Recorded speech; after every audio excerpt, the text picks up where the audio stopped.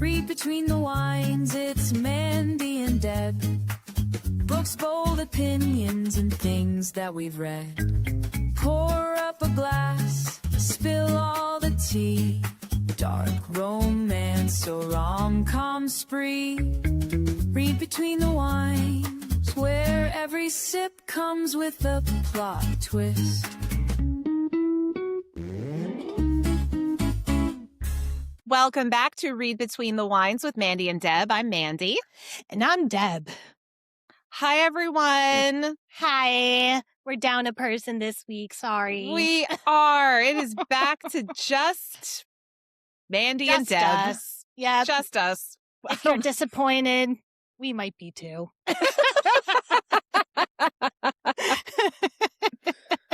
Yeah. After having Ashley with us for over a month, this does feel weird. I know. It's gross. Listen, I told Ashley she's got third seat, so maybe this will turn into Read Between the Wines with Mandy, Deb, and Ashley. Hey, I'd be open to it. Whatever works. Let us know what you guys want. Yeah, so we're all done with ACOTAR. So if you guys liked that kind of format where we're doing a long series, let us know. And if you don't like that, let us know. If you don't like that, too bad it's our podcast. That too. Because there are probably, there's probably some other series that we're going to kind of want to do that with. So, right. It's our podcast. We will take the suggestions. We get final say. Correct. Thanks. Yes. But we'd still love to hear whatever your thoughts are. Yes, we would. All jokes aside, please let us know of course. What you guys want to hear. Yeah, totally. But since we're done with ACOTAR, we're getting out of the romantasy genre, but sticking with the romance for today because we've got Meghan Quinn's new book that we just have to talk about. Of course. We couldn't not. No. Cannot talk about Meghan Quinn. So today we're going to be talking about Just for the Cameras, which is the one that was just released at the beginning of this month. Yep. Isn't it pretty? I love the pink. It's so pretty. Although, love the pink, love the flamingos. I contemplated because I saw the Target edition when I was there. Yeah. Getting the other one. That one was real pretty too. No, just having both. That's what I meant, getting that one too. Yeah. Yeah. I think the Target edition has more pictures in it too. I'm not sure. Now I forget because she does a deal with a couple like major retailers to carry the books that have more pictures. She knows her marketing, man. I know. Anytime these authors are like, we're going to release the Target edition, the Walmart edition, the Barnes & Noble edition, and then the other edition. Yeah. I mean, well, shit. How do you pick? I know. The Books-A-Million, Yep. Oh, and if anybody's ever wondering, Books-A-Million is great because a lot of the times you can get autographed copies for no additional charge. Yeah. I got the Christmas book that I got that was signed by her. I didn't pay any extra for that. Oh, cool. Yeah. I don't have a Books-A-Million up here. Or online. Oh, I did that online. Yeah. I didn't go to the store. Who goes to the store, Deb? Not I. Sometimes. I do go to Barnes & Noble, but... Yeah, I will too sometimes. But I just prefer being in the house. Send it to my door. Yep. Unless you're Amazon and it doesn't come on the day it's supposed to, and then you're going to hear from me. Oh, Amazon got an earful with Onyx Storm. And oh, man. They just wanted to get rid of me. They sure did. They pretty much gave you the book for free. Yeah, they did. And some. They were just like, here's money. We're not getting it to you on the day you want it. Just here's $25. Jeff Shut Bezos up. said, here you go. Yeah. Have my money. It's fine. Please go away and do not darken our doors. Like, thank you. Yeah. I'm okay now. That's funny. I'm not a Karen, I swear. Are you sure? Yes. All right. I'm pretty sure. I'll take your word for it. All right. I would let you know. Yeah, I know you would. I know. I'd be like, bitch, cut the shit. We got to cut that hair a little shorter. Nope. Staying nice and long. What you drinking, man. Deb? I have wine this week, so Oh, okay. this could be really fun, or I could get a little tipsy a little bit quicker, so we'll see. Well, I think it's a perfect book to get a little tipsy. I have a White Claw, as per usual. It's in my thing that will keep it nice and cold throughout the whole episode. I don't know, what do you call it? A koozie? Is that what you call it? Okay. You made that koozie. I did make this. I don't make them anymore, so don't ask.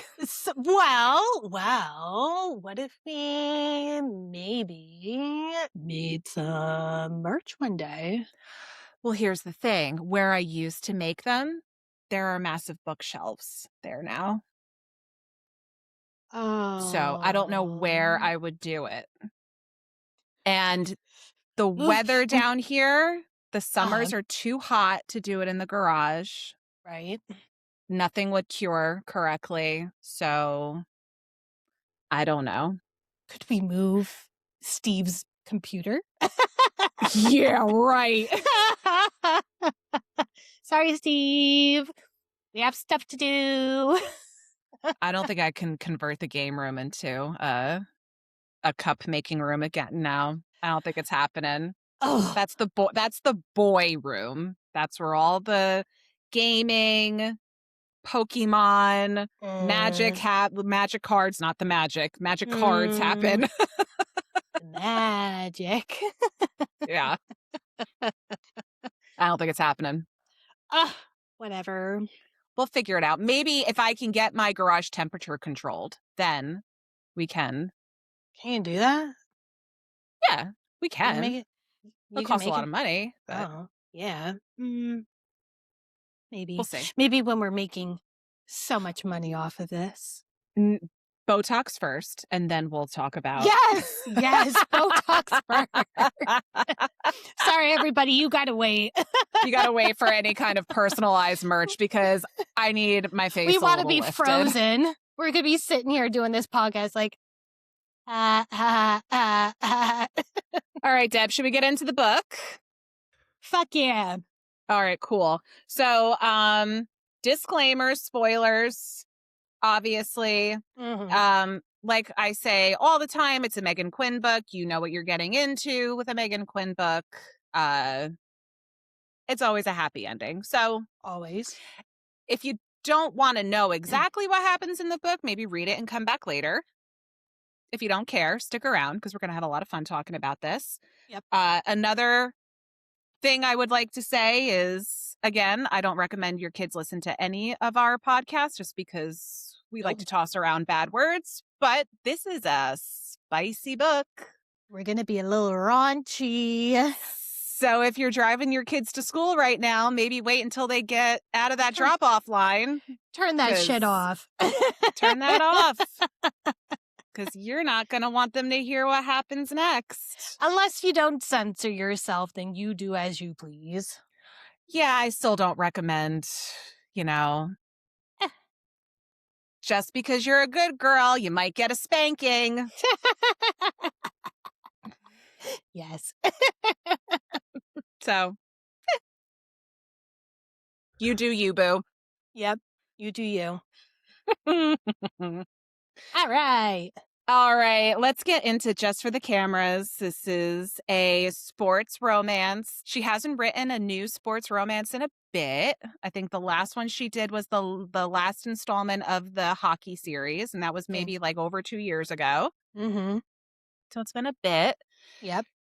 So we are introduced to Graydon St. John. He plays football for the San Francisco Foghorns. What a cool name. Oh, really? I thought it was kind of lame. I'm not going to lie. Oh, I thought it was cool. It's foggy in San Francisco. Yes. And honestly, like, I don't read the books for the sports. I know nothing about football. Yeah, I'm like, yay. Yeah, go sports. Hooray, penises. That's what we're here for. Yeah, I mean, I know nothing about Right. especially football. Hockey, little bit. Golf, lots. Football, nothing. Nothing.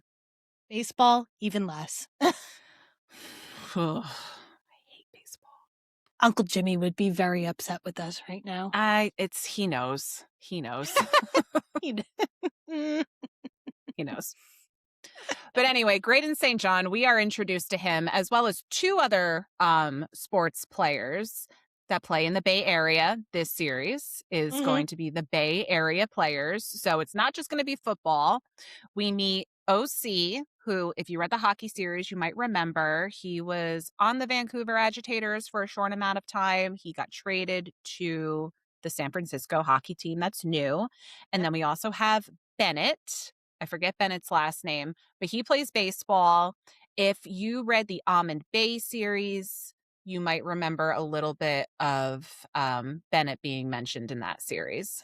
Right. And in classic Meghan fashion, she's got all of her books intertwined by some way, shape, or form.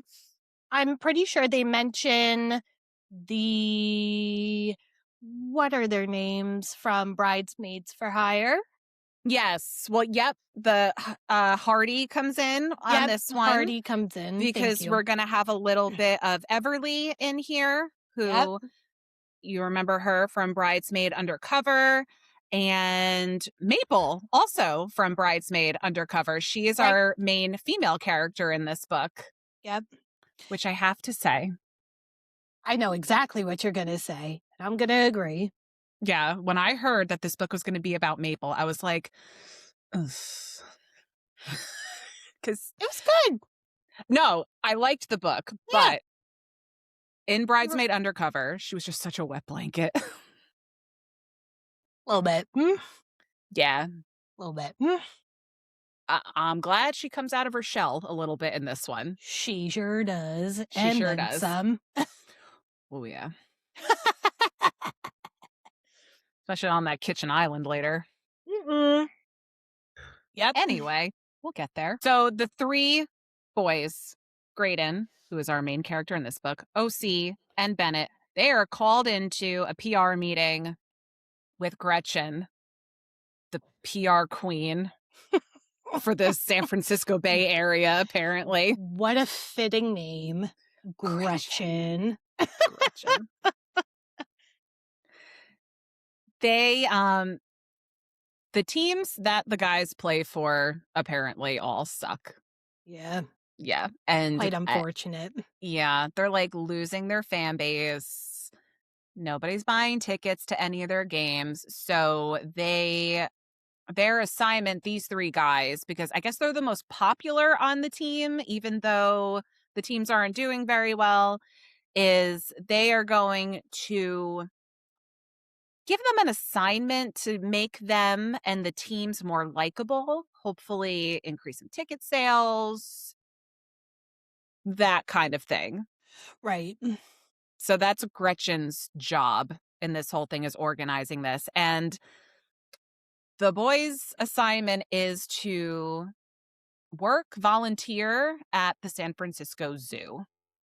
I think it was presented to them as you are going to volunteer, donate your time to the zoo. And then it turns out it's going to be for like 6 weeks. Right. Yeah. And they're like, what? Say what? Yeah. We thought that this was like a one and done deal. Yeah. And Graydon is so grumpy. He's the grumpiest of grumpy. I don't think he's got even an ounce of sunshine in him, even when their him and Maple's relationship really starts to like kick off. Yeah. Huh. See what I did there? Look at you. I mean, he's just so grumpy all the time. It doesn't matter. No. And she just comes in and she's just this ball of sunshine. She is. She is optimistic, fun. He is just like, the world sucks. Everything sucks. Football is life. Right. That's it. Yeah. And he also likes his privacy. So he really just like does not want this kind of publicity. Attention. Yeah, Right. he doesn't, he's not about it. He's very much like, wait, do I have to? Yeah. He is super not happy about any of it. But we get him to, you know, the guys end up going to the zoo for the first time, and we are reintroduced to Maple, or introduced for the first time if you haven't met the Bridesmaid series. Again, she knows Everly from that series. They became friends. Everly is actually married to Hardy, which is Maple's ex-boyfriend. Which is weird. I'm not going to lie. Awkward. It's not awkward for them. It's totally fine. Like, the three of them still get along great. Like, Hardy and Maple understand, like, they were just never meant to be with each other and they remain friends. But I have to say, the scenes where the three of them are in, I was like, this is cringe. Yeah. It's a little cringe. Yeah. Okay. And so you agree with me there? Not because of the writing, it's because of the situation. Yes. I was like I could never. Just to clear that up. No. Yeah. Are you exes cannot be friends. Yeah, no. Unpopular opinion, maybe, but no. Exes can't be friends. Sorry. Okay. Well, so Maple and Graydon, they meet. She overhears Graydon talking shit about the zoo already. And the flamingos. You know what he says about the flamingos? He calls them pink feather dipshits on stilts.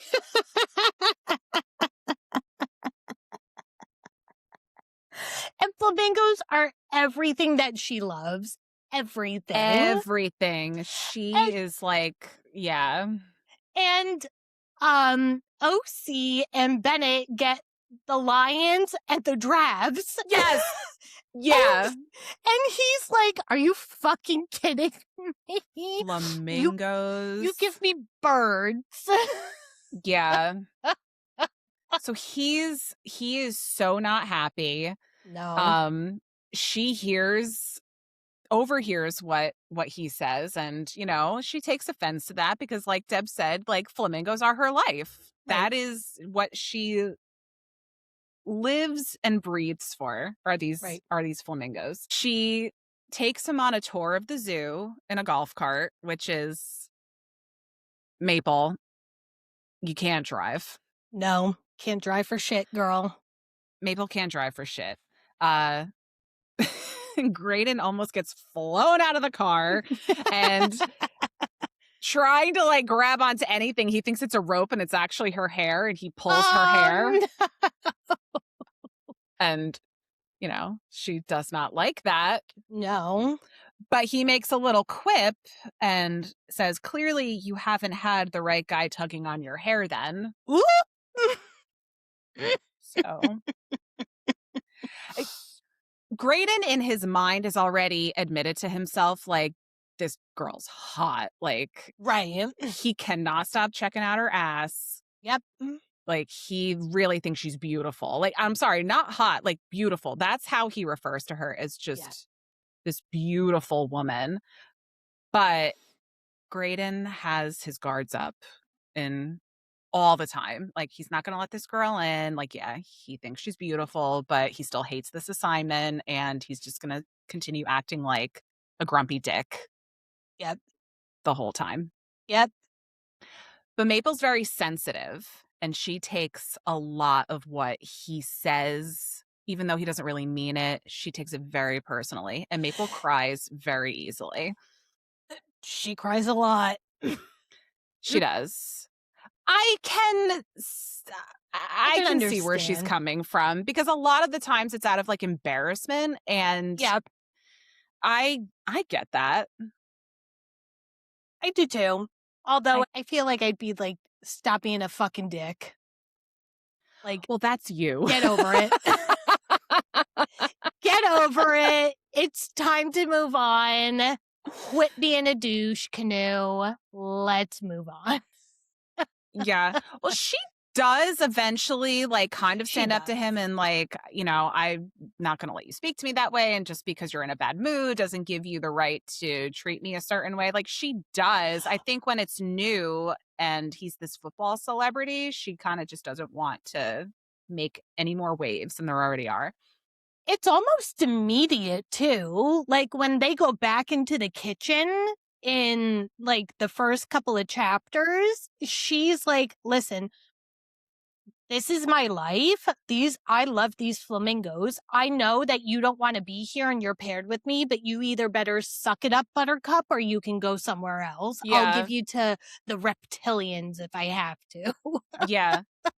I agree. She does. She kind of makes it very known that this is where Correct. this is what is important to her. So we'll see where it goes from there. Oh, we know where it goes. Oh, we know where it goes. Well, Pound Town. Oh yeah, it does. We'll get to that section. We'll keep it. We'll try to keep it in one section. So if you want to skip through that, but I make no promises. Why would you? Okay, fine. We'll just sprinkle it all throughout. Add a little bit of spice. So what happens is they kind of there's a conversation, and Maple is saying like, yeah, while it kind of sucks working with this guy who wants nothing to do with this, he's bringing a lot of attention to the zoo. Correct. And it kind of doesn't seem like a fair trade, because he's bringing a lot of attention to the zoo, and maybe the public will like Graydon, maybe not. Mm-hmm. So Maple comes up with this idea to make it more fair for both of them. Let's start a social media account, and you're going to learn about flamingos, Graydon, and Maple's going to learn about football. Right. So they're bringing awareness to each thing. Maybe the public will see a different side of Graydon. He's teaching this zookeeper about football. It's really cute. Right. Let's see where this goes. And Mhm. Gretchen, the PR girl, thinks it's a great idea. Yep. Good publicity. Yeah. So green light this. They call the page Flock and Tackle, which is adorable. I do like it. What were some of the names that they were going through? Do you have that written down? I don't, but the some of the names where she said a couple things that could have been mistaken for like a sexual innuendo, like something about pink and stink, and Graydon's like, no, Sorry. or brown balls and something, and also he's like, also no. Yeah, they were pretty funny. Yeah. So Maple goes to they have like preseason practices because the season hasn't started yet. Maple goes, they take a picture, and they look very happy together. Like, this is what we're doing. He's teaching me football. I'm teaching him about flamingos. And from one picture, this account blows up, but not in the way they thought it was going to blow up. They think that they're dating. Everybody on the internet is like, oh my God, what a cute couple. And they're like, uh-oh. Yeah. Uh-oh. So immediately they're like, we did not think this through. Nope. Yeah. So after this happens and Gretchen sees like, this is great, you guys are gaining a lot of attention, but yes, the public totally thinks you're a couple. Now we have to edge the public. I love this conversation that they had because Graydon's just like, come again? Yeah. Well, and we will be talking about edging again later. And coming again. Over and over and over. Parents must be so proud. They're so proud of us.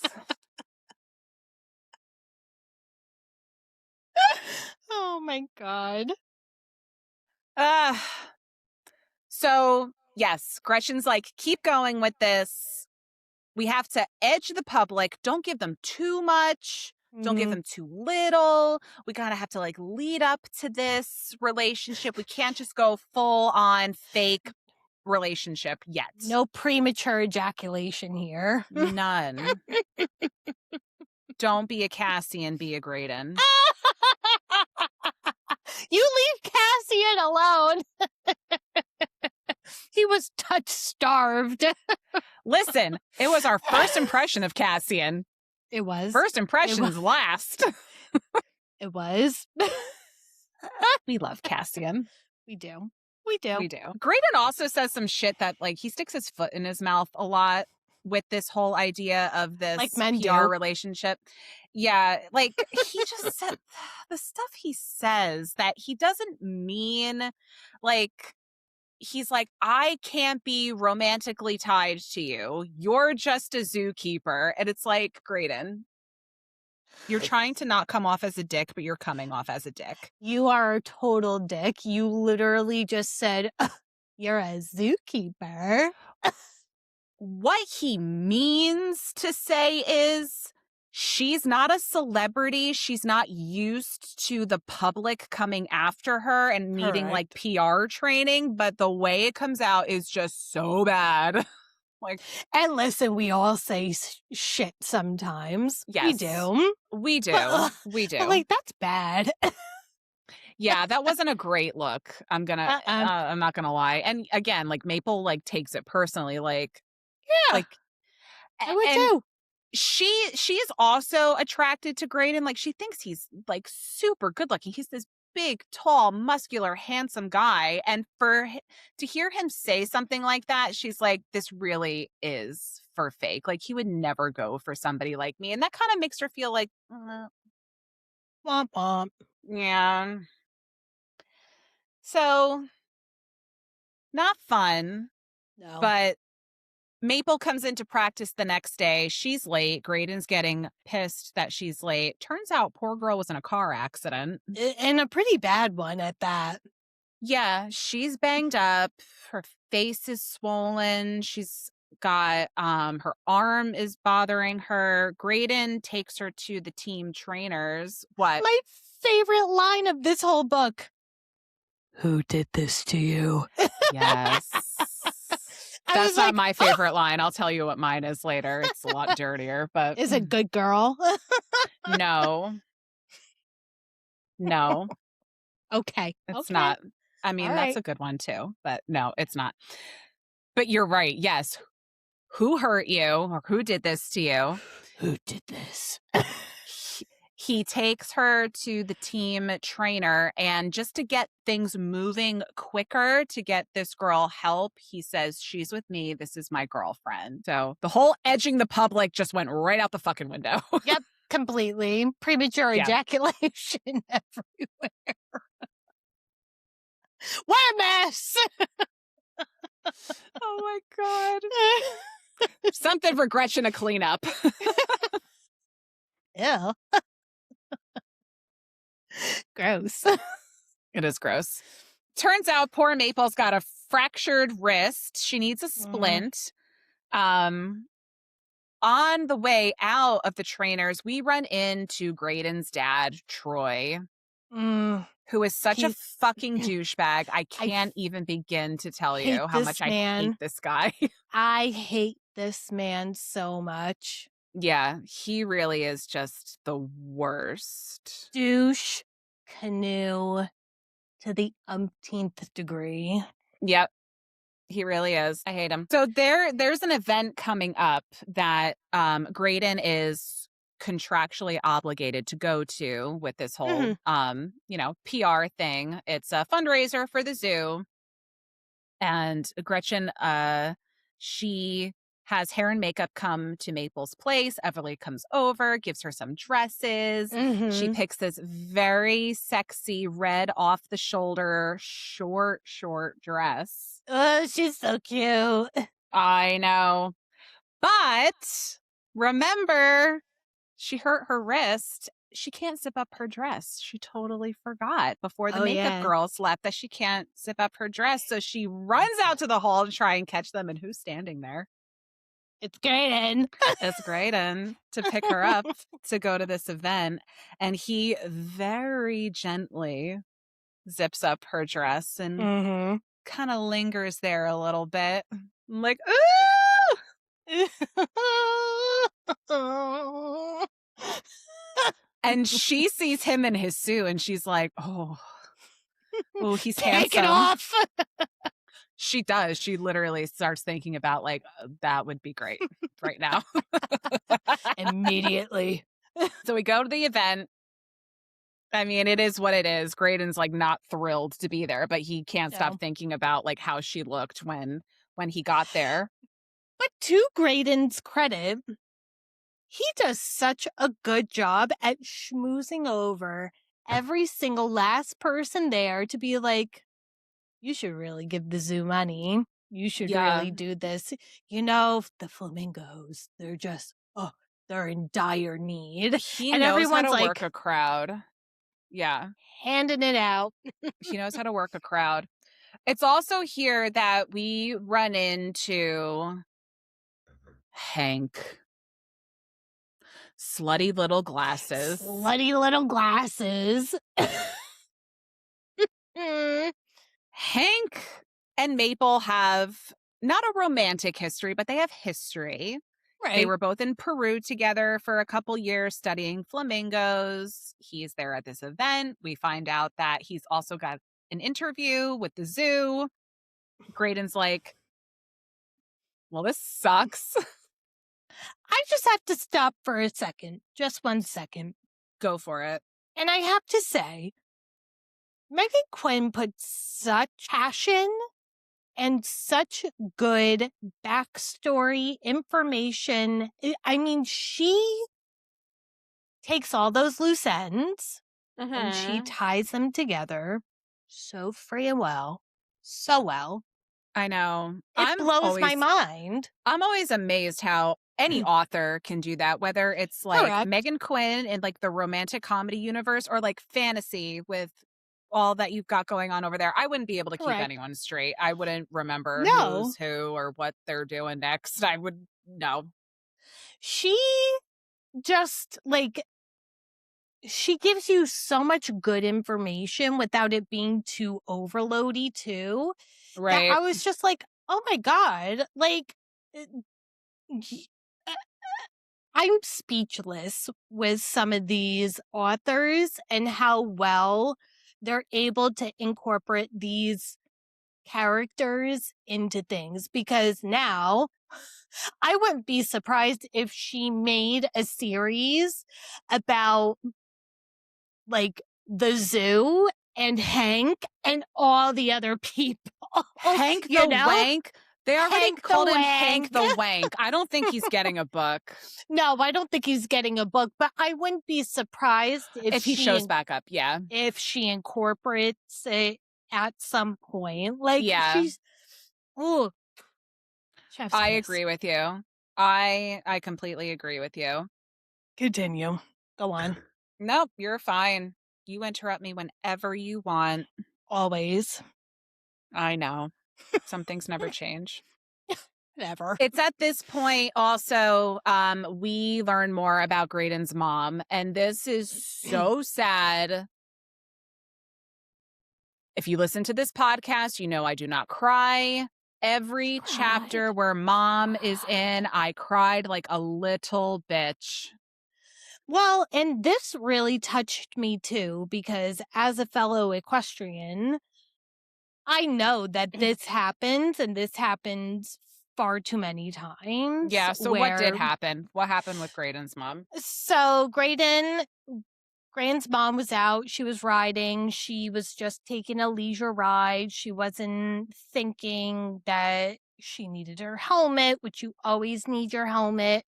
As someone who used to be fearless and used to think I didn't need a helmet, you always need a helmet. Please, anybody who rides horses, make sure you are always protected. And her horse spooked and bucked her off. And she got a brain injury, and she lost her entire long-term memory. Yeah, it's called anterograde amnesia is what she has, and she cannot form new memories from the point of her accident. So everything she remembers is up to that point, and she cannot retain anything after that. So Graydon to her is forever 16. So every time she sees him, she's like, "Who are you? Who is this?" Yeah. Who is this? And it's so sad because they've tried to work out like a system, like they're going to show her pictures of Graydon growing up through the years. So when he does come in, she can semi-recognize him. And Graydon goes to visit her at this point, and it is a good visit. There are good visits and there are bad visits. This first one is a good visit. And I cried so hard when she was like, "Oh, my baby boy. You're so handsome. You grew up so much." Like, I know. Like, oh my God. But this gives us an idea of why Graydon is the way he is, because he is going through this, and sometimes he has really bad days with his mom, which we'll get to. But yeah, she's in a long-term care facility. She has to be, because it's, I mean, unfortunately it is what it is. But you wake up so it's like that movie 50 First Dates. Yeah, exactly. You wake up every day and you're thinking it's, whatever day it is, kind of. And you don't realize, like, things have changed. Yeah. Your son has changed. Your son has grown up. Like, and you have to download that all. Yeah. In a couple hours. Right. And then do it all over again. I think I said long-term memory. I think I really meant short-term memory. Right? Well, it's just nothing like she goes to nothing. Yeah. I don't know how you would categorize that, but she doesn't remember. We're not doctors, people. We are not doctors, clearly. But still wear your helmet while you're riding your horses, please and thank you. Please wear your helmet if you're riding a horse, a bike, a motorcycle, a skateboard, whatever it is. Hell, put it on the car, damn it. Well, I'm not going to go that far, but I will. Anyway, this made Mandy cry, which was like the event of the year for me. Yeah, I don't cry. And I cried 3 times in this book. Yeah. Every time Mom came in, I cried. Every time. Maybe it's because I'm a mom and I have a boy. Yeah, probably. Yeah. Because what would you do if all of a sudden you had something happened to you? Knock on wood. Oh, I can't even imagine. I can't even imagine. And like you wake up and you're like, Dean, you were 12 at one point. Like, and now you're this man. Yeah. No. Cry. Tears. No. No.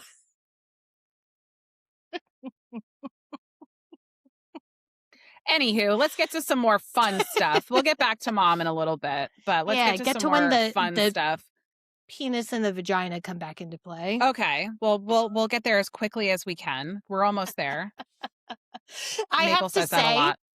this was a much more serious book that Meghan had written as a lot of her stuff. And I won't lie, it threw me for a little bit of a loop. I was like, ooh. I wasn't expecting this, but I'm glad. I am glad too. I'm glad. We cannot continue, though, without mentioning that the 3 boys that are introduced, men that are introduced at the beginning of this book, are kind of forming a friendship. OC is a whack job, and he wants to create a boys' text thread, and it is called the Gladdy Daddies. Not because they're dads, but because, quote unquote, they're hot pieces of dick. So thank you, OC, for these. Thank you. Thank you, OC. Yes. Good Lord. We love a good group chat. Oh my God, it's so funny. I have to say the hockey ones, the text threads with the ladies in So This Is War. Oh, so good. I'm sorry, they are better than The these, best. but these The are still best. funny. Yes, these are good. These are But good. They if don't you beat. want, Yeah. if you want good group chat energy, go read So This Is War. That Rolling on the floor. Rolling. They bond over their hatred for slutty little glasses, aka Hank, because Graydon thinks that he's trying to move in on Maple, even though they're still not really a thing. This is still just like a PR thing. Until we get to another event. They go to. Maple dresses, dressed up in this beautiful yellow gown. Think 10 Things I Hate About You. That dress that Kate Hudson wore with like the very low back. That's the dress. She had to have been thinking about this dress when she wrote this. She had to have. Graydon puts his hand on her thigh in the car. They're very close throughout the entire event. He really does not want her going anywhere without him. And he tells her, this is the first time he actually verbalizes to her that he was awestruck when he saw her and that she looks so beautiful. And she's like, oh, well, thank you. She's like, I'm going to live in this for a little bit. Yeah. And she kisses him on the cheek to thank him for the evening because, again, like you said before, he talks up the crowd, he gets donations, and she gives him a kiss on the cheek to thank him. And what Graydon says to her is, if you're really appreciative, Maple, then thank me properly.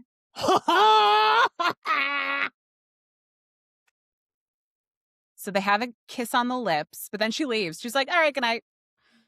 I love her. No. Love her. I was like, you go, girl. Yeah. Yeah.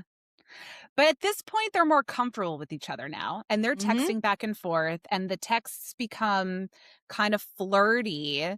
Salacious. They're sending selfies back and forth. Graydon sending pictures with his shirt off. He wants a selfie from her. She sends one and was like, but I had my shirt off. And she's she does like, not send a topless too bad. picture. No. Yeah, she doesn't send a topless picture. But she gets up enough courage to kind of like ask him out because she's like, clearly he's got to be interested, right? Like, right. This is something a little bit more. So she asks him to brunch and he says no. And it's not because he doesn't want to go. Right. And I think this is also him just being like stupid. A dude. But Sundays are for his mom. Days to go see his mom. Okay.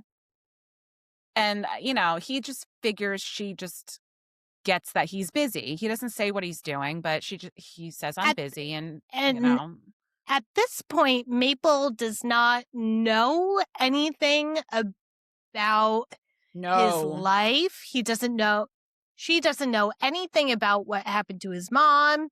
She doesn't know anything about what happened with his dad and all of that. So yeah, nothing. She's just like, oh.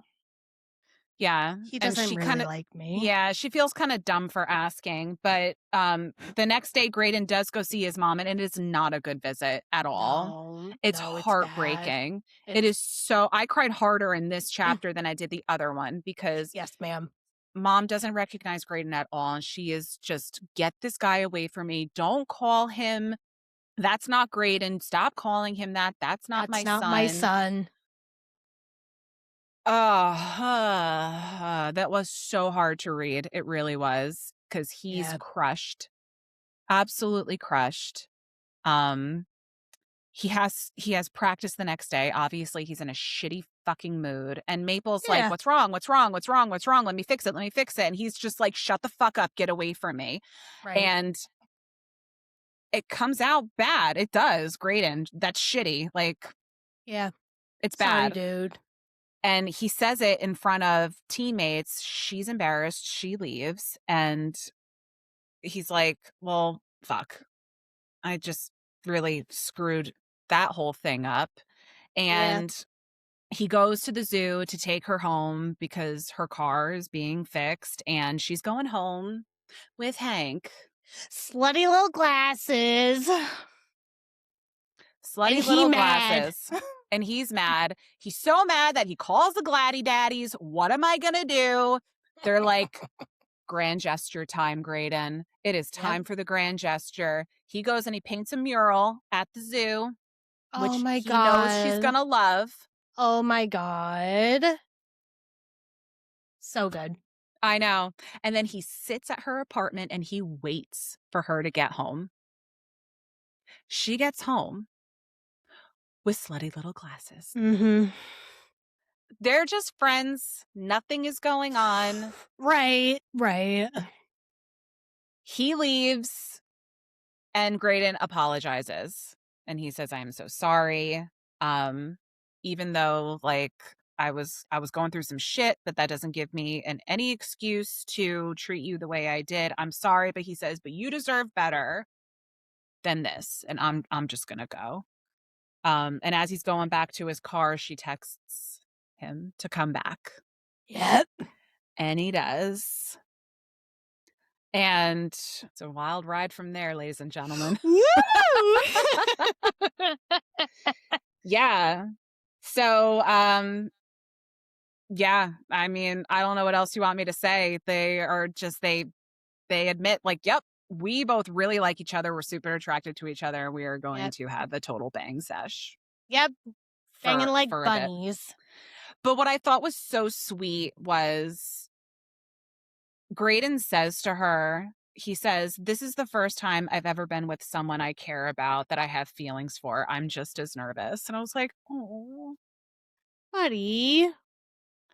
It doesn't stay sweet. It gets super dirty from there. Graydon loves to slap her ass.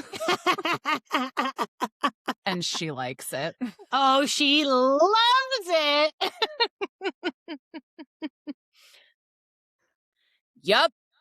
Unfortunately, though, Graydon only brought one condom. Bro, what are you doing? So dumb. So dumb. So that's a DoorDash them?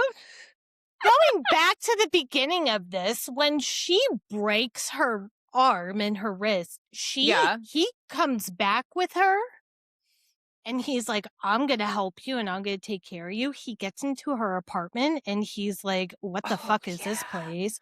And he buys her all this fucking shit. He stocks her fridge, she buys her furniture, puts and she's just like, "Ugh." I know. And now they're doing it all over the countertops, the couch, the bed. I was the new pillows, yes! The new bedspread, all of it. Fridge.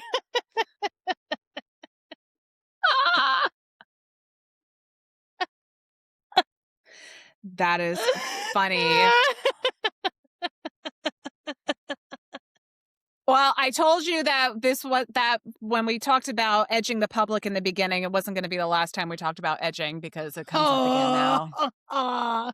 He loves it. She does not. No, she hates it. She's like, "I swear to God, motherfucker, if you don't let me have an orgasm, I'm gonna slap you senseless." Oh my God. Yep. It's a Meghan Quinn book, guys. We said we were gonna get raunchy. We said we were getting raunchy. This book is raunchy. It's raunchy. And honestly, it's not even like, this is, I'll tell you the spicy chapters at the end. Deb and I were talking about this before we started. This book has a lot of spicy chapters. I don't know if it's if I would categorize it as the spiciest Meghan book we've ever read. No. I thought it was great. I thought it was great too. I thought I think all of her books are appropriately spicy. Oh, totally. I don't know that I would ever put one of her books at a 5. No. Where it's like overkill spice. I think she is a steady Eddie, right in the middle. Like, you want good plot, good story, good spice. That's just sprinkled on in there. Here you go. I agree. While we're on the spice, let's just get it all out of the way, because if you are, well, not get out of the way, you know what I mean? Because if you are a Meghan reader like we are, you kind of know how her books are structured. It's usually you get a lot of story, you get to a point in the book, you're going to get a lot of spice, and then you're going to go back to story. Right. I think that I thought the spice in this book was great. I thought what was hilarious was after they go on their yacht date and they get back to his house and OC is there, like, needing a shoulder to cry on, and Graydon's like, fuck. He's literally like, he's like, I had plans to fuck this girl on every surface of my house, and now you're here? Right. And she's like, oh, bring him inside. Yeah, like, and he's he like, needs someone to talk to. And he's like, I swear to God. She doesn't let that get in the way, though. No, she doesn't. She puts on some sexy lingerie. And I think OC can hear them from downstairs, and he counts 6 times. 6 times. I loved it. Yeah, 6 times. And I don't know if that included the morning in the bathroom in front of the mirror. He has no shame in being like, yeah, I counted. I know. And Graydon's like, you're never going to talk about this again, you fucker. He's like, and you're Maple's never allowed in this house. Maple's like, you're right, OC. He is impressive. And she's like, wow, good job. I counted 2. We got the same number. I know. Maple is so different in this book than she was in. Yeah. I understand she wasn't a main character in Bridesmaid Undercover, but she was a pretty important character, because in that book, like, Hardy is going for who he thinks is the love of his life, Maple. And every time we run into her, I'm like, she's so boring. Right. Girl's a freak. Yeah. I love it. Yeah. So, you gave me your favorite line.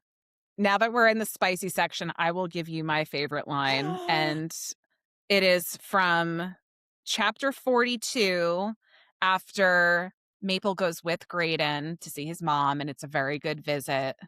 They have, they say it. And go on, say it. And the line is, eyes on me, beautiful, when you come. I love it. My complexion is so red right now. That's all right. Mine is too. It's fine. It's totally fine. Everything is fine.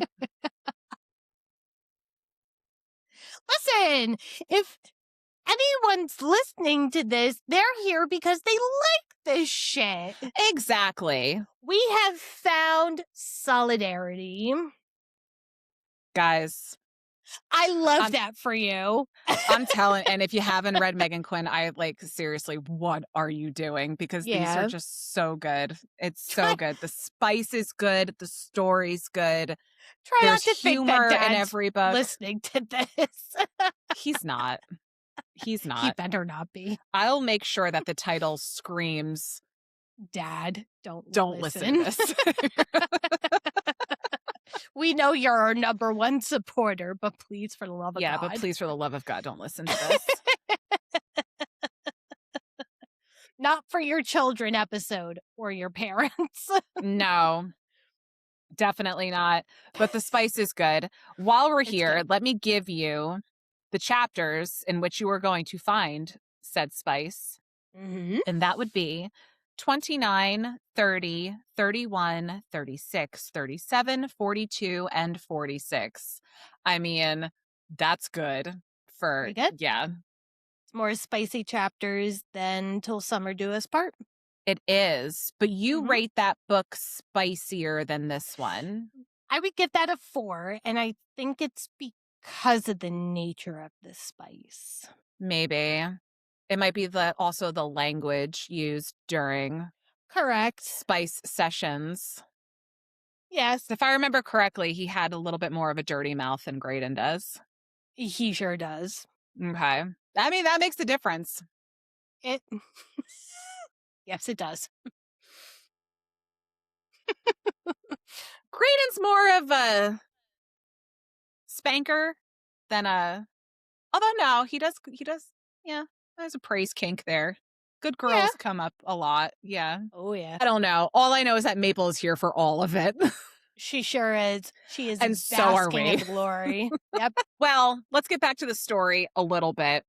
There's a Ugh. very important thing that Maple overhears Graydon's dad say at a team party. His dad, Troy, is trying to get Graydon traded to another team because he doesn't want Graydon beating his football records. Graydon's He's a dad played fuck. football for the same team. Yeah, like who? He's a fuck. Yeah, he is a fuck. He's a dumb fuck. And it turns out that he also leaks to the public that this whole relationship, which is now real, was fake. I hate Yeah. this man. I hate him too. But you know what? And this is where I got a little bit more respect for Gretchen. Yes. Because she realizes this. Graydon calls her and she's like, I'm handling it. She's the one that tells Graydon it was his dad that did all of this. And together they go to the owner of the team with the coach, who is also a dick. Yeah. And the father. And she says, this is what I found. It was Troy who told the press about this relationship. If I were you, I would ban him from the facility because he's actually bringing down your image of this team. And your coach is a shitbag. So I would also fire him as well. Yeah. So I gained a lot more respect for Gretchen in that moment. I did too. She was really, and she did also have Maple's back big time, where she was like, girl, I got you. And it didn't seem like she was like a girl's girl throughout most of the book. Yeah. She was kind of, yeah. She really stepped up and she was like, I hear you. I see you. Everything's going to be okay. Let me handle it. Yeah, it was hard. It was I sad. think we're gonna see Gretchen more because I'm pretty sure she and OC have something going on. I hope so. I really, with this third act breakup, normally I'm like, why do we have to have it? My opinion still stands. Why do we have to have it? But this, I was really like, ooh. I hated this, I will say. I did. Yeah.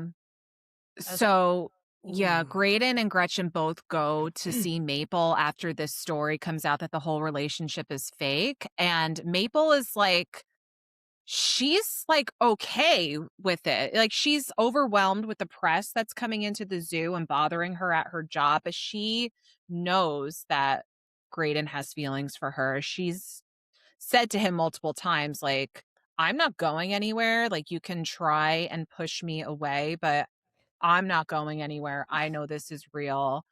But this is when Graydon just kind of decides that I'm no good for her and ends it. Right. I At this point, when she was like, you can say what you want.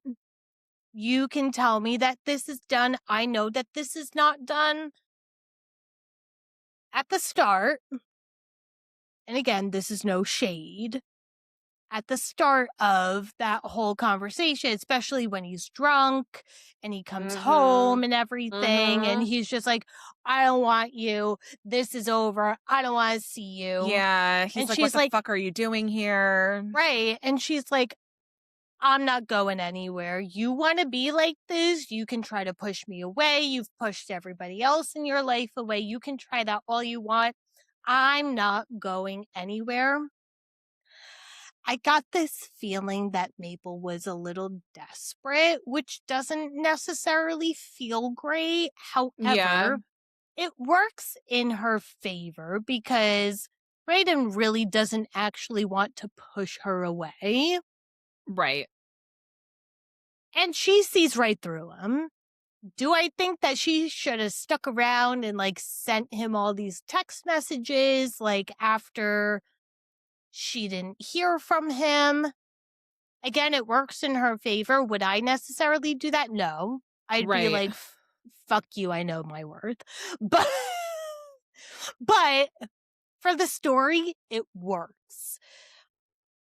I personally felt like the third act breakup lasted much longer this time, and it had me nervous.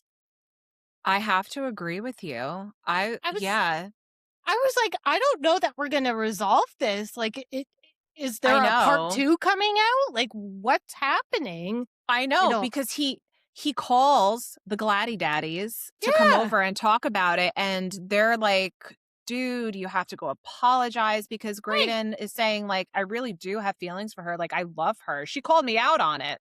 Yeah. And she does. She's like, Graydon, I know you love me just like I love you, and I'm not going to take this lying down, basically. And she already did. She took it lying down. She took it standing up. She took it backwards, forwards, on the counter, in the bathroom, the shower. They were busy. They were busy. Very busy. Busy little bunnies. But in this case, she's saying, you know, she knows that he's hurt as a person inside with everything that he's gone through with his mom and his dad being a shithead. And she's seeing that he's coming from a place to protect her. And Maple is saying, I don't need that. I just need you. Right. But Graydon kind of stands firm with his decision that I'm just going to stay away because I'm not good for her. And you're right. She does continue to text him, you know, I miss you. I love you. I was at the zoo. I miss you being here. Things like that. And I can see where you're coming from, where, yeah, it does come off a little bit like a little desperate. Little. But clingy. If they really have this connection like they do, then, you know, maybe not. It does. And it does. It does work for them because he finally gets his head out of his ass and he's like, watch this. And he writes for a note.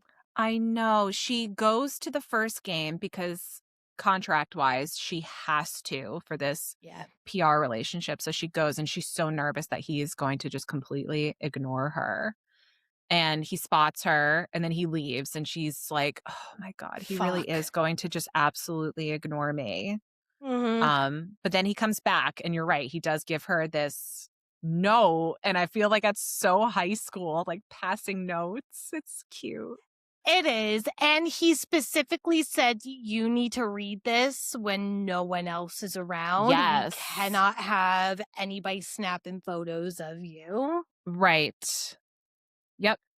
And so she does. She goes and she reads the note, and it's basically just a declaration of his love for her. And he doesn't know if he regrets the decision of trying to push her away. But yes, I love you. I love you so damn much that I would give you up, let you walk away in order to keep you safe, in order for you to be happy. That's one of the lines that's in the note. And I mean, like, yeah, I see where he's coming from because she's not a celebrity like he is. Right. He knows the pressure of media and stuff like that, and he doesn't want her to go through that. But in Right. the end, if they remain, a united front, they can get through it. Yeah. Oh, so he wraps up the letter with saying, so please forgive me for doing this to you because I know this will be tough. I know there will be days when you hate being attached to me and when the media frenzy becomes too much or social media rips into our relationship, but I can't be without you. And then to meet him at the 50-yard line at the end of the game. I don't know where that is.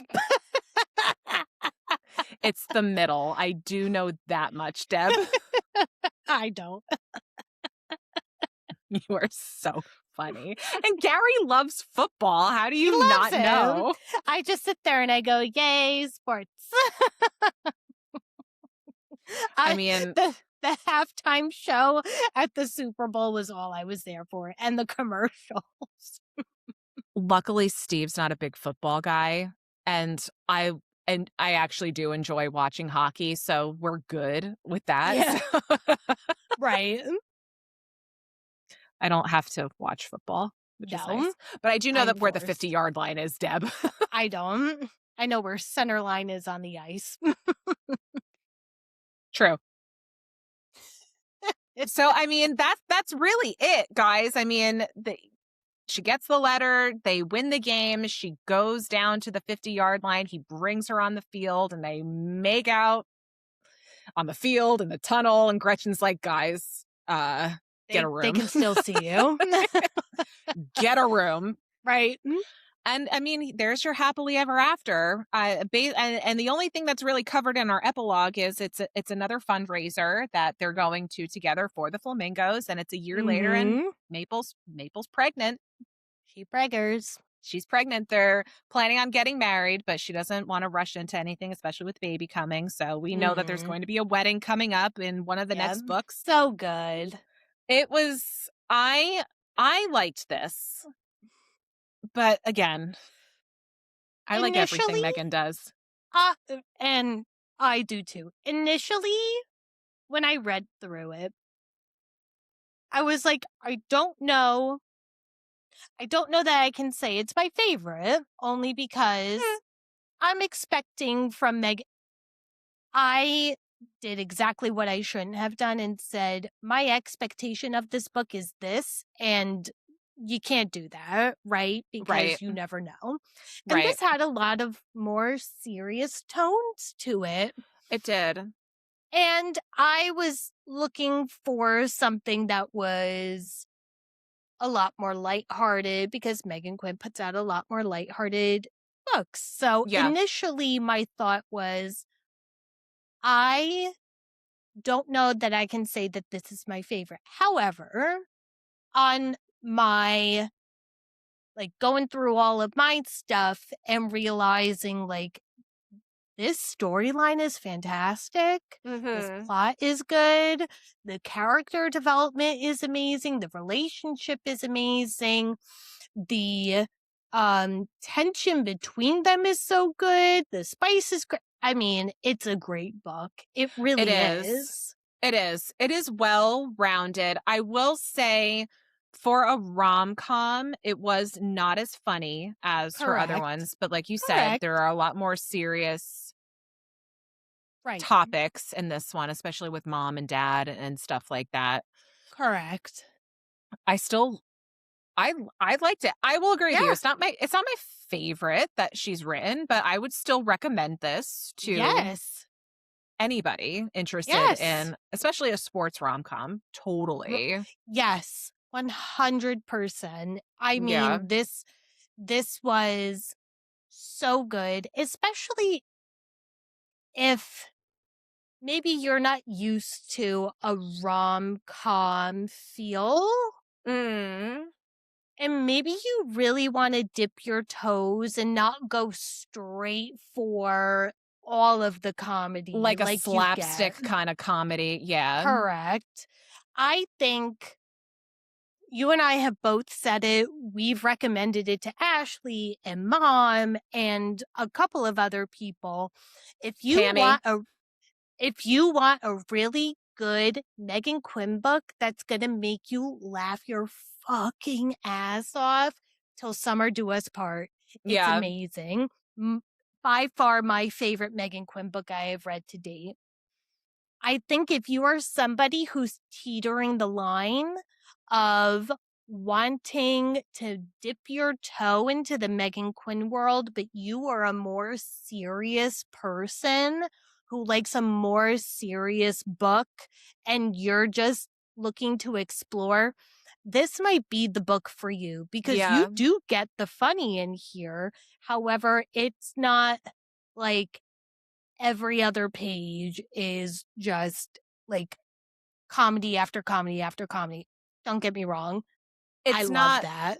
No, I do too, but it's not like you're not going to get the goofy in this one like you do with some of the other stuff, which I love both. I do. Correct. 100%. No, Meghan Quinn can literally do no wrong. Like she can't. She can't. She can't. Hear that, Meghan? Write me something on a napkin, Meghan. I will frame it and say it's the best thing I ever read. Please and thank you. To both of us. Please and thank you. One of us lives in North Carolina. The other one lives in Maryland. Please send it to both of us. Once again, Meghan's like, these crazy stalker bitches. I know. She's like, I'm over you people. Don't. We love you. Yeah, we love you. Seriously, we love you. So where would you put this star rating wise? Where did you put it? I want to see where you put it first. So you're going to laugh at me because I gave it a 4. And yeah, and you know how, because I also gave Heart of Silver Flames a 4. And I'll get out of here. I'm over you. I give this a solid 4. I would give this a 4. Yeah. I would give this a 4. I liked it very much. Would recommend. Yeah. I would probably listen to it again. I liked it. As far as our MMCs go in the Meghan Quinn universe, where do we put Graydon?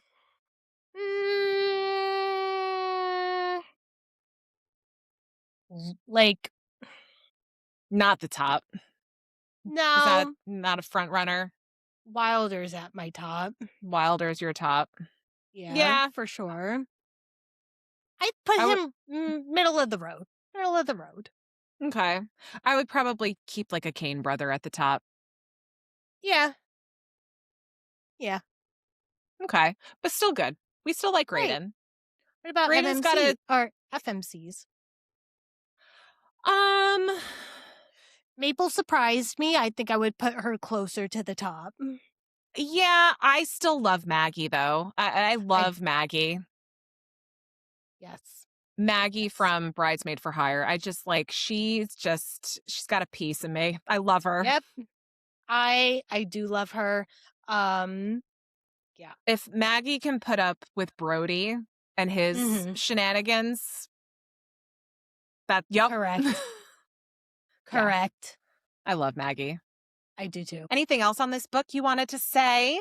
I mean, I liked it. I thought it was good, and I'm excited to see what is coming next. We know that we've got OC. I think that something is going on with Gretchen there, and then we have Bennett, who will most likely will get a book as well, and he's got a crush on his sister's best friend. I think that's the next book we are getting. Bennett's book? In this series is Bennett's book, and it's going to be a baseball. Sorry. Softball. Baseball. Another sport that I'm not thrilled about, but I'm still going to read it. Right? Just get OC's hockey book, please. I know.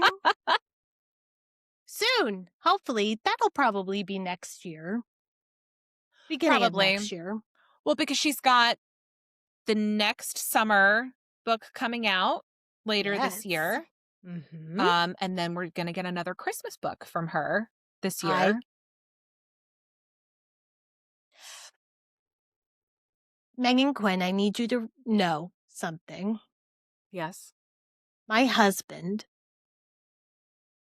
is going to kill me because not only do I have the next installment of the Summer Do Us Part books on pre-order, I have your Christmas specials on pre-order. I'm going to have to put Bennett's book on pre-order. He's going to go insane when all of Meghan, those books come to this house. Meghan, if you see this and comment on this, then Gary has to pre-order Bennett's book for Deb. Oh, please. And then I'll pre-order it for Mandy. Everybody wins. You get a book. You get a book. You get a book. Everyone here gets spicy books. I mean, really, who can complain about that? No. Nobody. No. There is nothing to complain about getting a spicy book at your doorstep. Somebody's going to have fun. You're going to read it. You're going to have fun. If your wife reads it and you're the husband, you're going to have fun too. You're going to have fun. So every time I get a book to the door from wherever I pre-ordered it from, Gary goes, "Is that porn?" And I go, "Yes, actually." Steve just goes, "Spice?"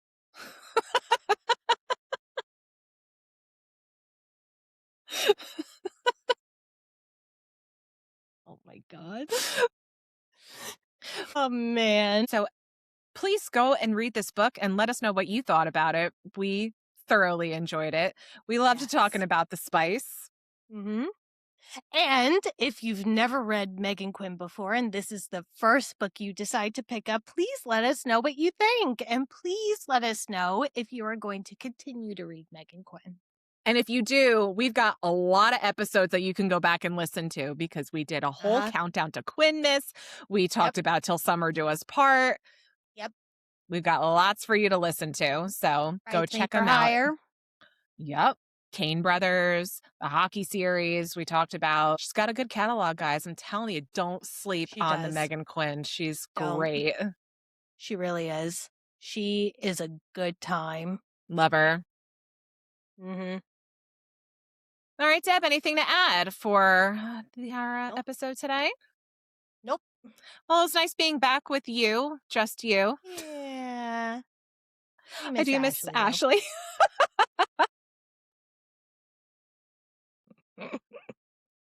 All right, everyone. Thank you so much for being here. Go, please, YouTube, TikTok, Instagram, like our stuff, subscribe, comment, share, all the things. We would very much appreciate it. Yes, everybody that has been seeing our stuff on Instagram and YouTube, special thank you, because I've been seeing a little bit of a in our stuff. So more traction. We appreciate all the views. It's great. Thank you. We appreciate you all. Mm-hmm. And let us know what you want to hear more of, see more of.